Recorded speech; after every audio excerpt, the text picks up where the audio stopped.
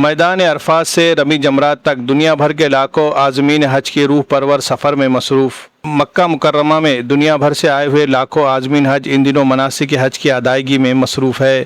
اسلام کے 5ویں رکن حج کی ادائیگی کے لیے حجاج کرام 8 ذی الحج سے شروع ہونے والے 5 روزہ روحانی سفر کے مختلف مراحل طے کر رہے ہیں، جہاں ہر قدم پر حضرت ابراہیم علیہ السلام، ہاجرہ علیہ السلام اور حضرت اسماعیل علیہ السلام کی عظیم قربانیوں کی یاد تازہ کی جا رہی ہے۔ حج کا آغاز 8 ذی الحج یوم ترویہ سے ہوا، جب عازمین حج احرام باندھ کر مکہ مکرمہ سے مینا روانہ ہوئے۔ مینا میں حجاج نے نمازوں کی ادائیگی، تلاوت قرآن اور ذکر و اذکار میں وقت گزارا اور رات وہیں قیام کیا۔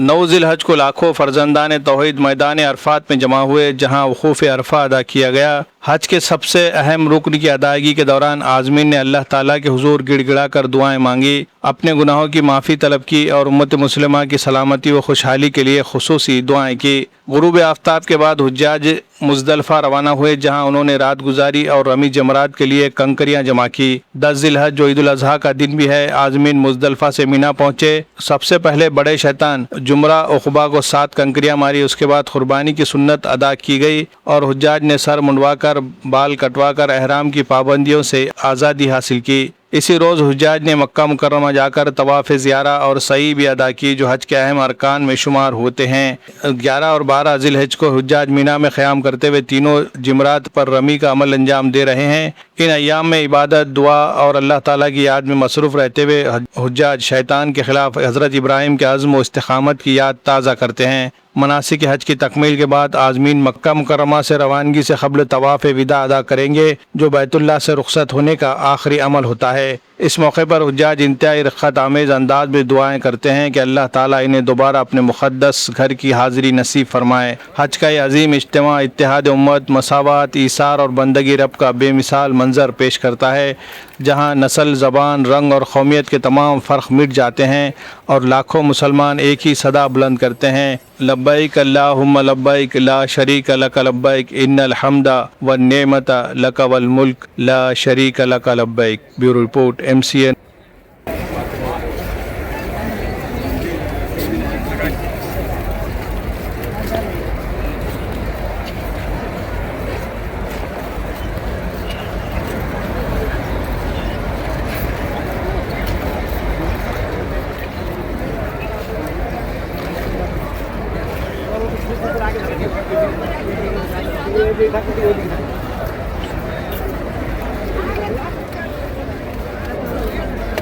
ثنا انٹرنیشنل اسکول ناندیڑ ایک ایسا ادارہ جہاں تعلیم صرف نصاب کا نام نہیں بلکہ کردار سازی، اعتماد اور ہمہ جہت ترقی کا سفر ہے۔ ناندیڑ میں واقع ثنا انٹرنیشنل پرائمری و ہائی اسکول CBSE سے منظور شدہ ایک معیاری اور جدید تعلیمی ادارہ ہے، جو ثنا ایجوکیشنل اینڈ ویلفیئر سوسائٹی کی صدر محترمہ معراج النساء بیگم کی سرپرستی میں چلایا جا رہا ہے۔ یہاں ہر بچہ پاتا ہے انفرادی توجہ، تربیت یافتہ اساتذہ کی رہنمائی اور ایک ایسا تعلیمی ماحول جہاں سیکھنا بن جاتا ہے دلچسپ۔ جدید لیبارٹریز، کشادہ کلاس رومز، صاف ستھرا اور فطری ماحول، ریاضی، سائنس اور لینگویجز کی عملی تعلیم کے لیے جدید سہولیات سے آراستہ لیبارٹریز۔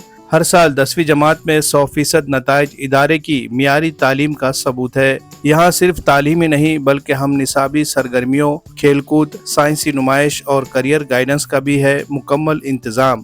طلبہ کی جسمانی نشو و نما کے لیے وسیع اسپورٹس گراؤنڈ اور ناندیڑ شہر کے لیے ٹرانسپورٹ کی سہولت بھی دستیاب۔ نئے تعلیمی سال کے لیے داخلے جاری ہے، نشستیں محدود ہے تو دیر نہ کرے، آئیے اپنے بچے کا مستقبل روشن بنائے۔ مزید معلومات کے لیے رابطے کا پتہ ہے ثنا انٹرنیشنل اسکول ناندیڑ۔